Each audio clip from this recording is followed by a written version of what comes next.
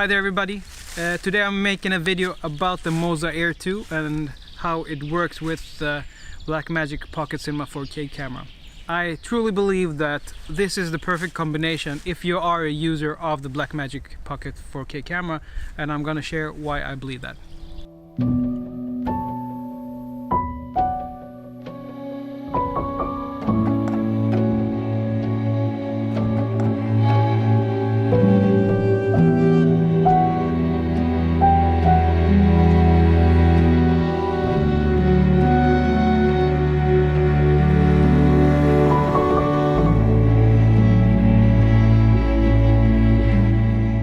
So the first reason why I really like this combination is because you can actually power the camera from the gimbal.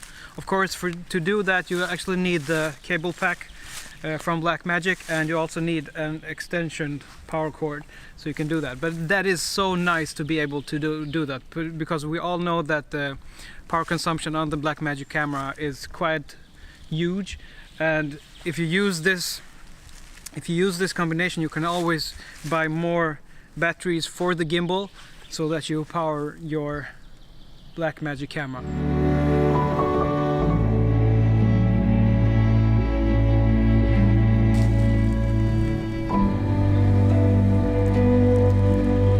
So the second reason why I really love this combo is actually how you can use a full-size cage on this gimbal, and it actually works straight ahead. I usually tend to use the full-size cage from Small Rig. They also made like half cages, but on the other, or at least a couple of the other gimbals, like the DJI Ronin S, you can't actually have the full-size cage on the gimbal and have it work.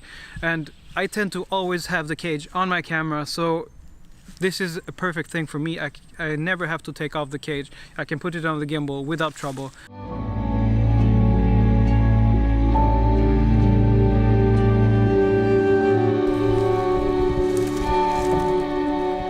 So another reason why I really love this combo has actually nothing to do with the actual camera, but how the gimbal works.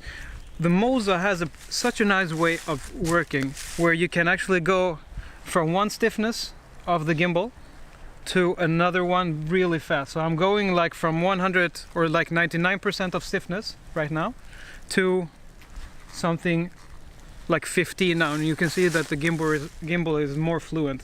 And this is probably the best way of integration of usability that a gimbal maker has done, and I hope that all gimbal makers really let us change stiffness on the fly. So if you are in one shot, you can go from one stiffness almost in sports mode to something like that is very fluid, and that is a killer feature. Also, if you use the main button, when you press it once, you go from follow mode to lock mode, and you can do that with all the different modes, like the pitch, the roll, and the yaw. So that is like a killer feature, and I really hope that all gimbal makers let you do what MOZA Air 2 lets you do.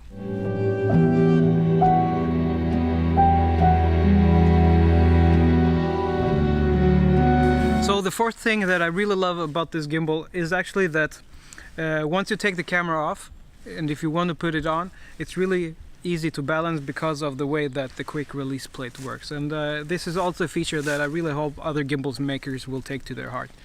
So yeah, for everybody out there, I mean, I know that this isn't probably a perfect gimbal, because the build is much better on a gimbal like the DJI Ronin S, but the usability of this gimbal is far superior to all the gimbals I've tried, and I've tried them all, at least the new ones. I've worked a lot with the DJI Ronin S. I've worked with both the new gimbals from Zion, both the Crane 3 and the Weeble Lab, but for this camera, the Blackmagic Pocket Cinema 4K camera, I truly believe that this is the best gimbal you can get. So yeah, that was my 2 cents about this combination, and if you have any questions for me, feel free to ask me in the comments.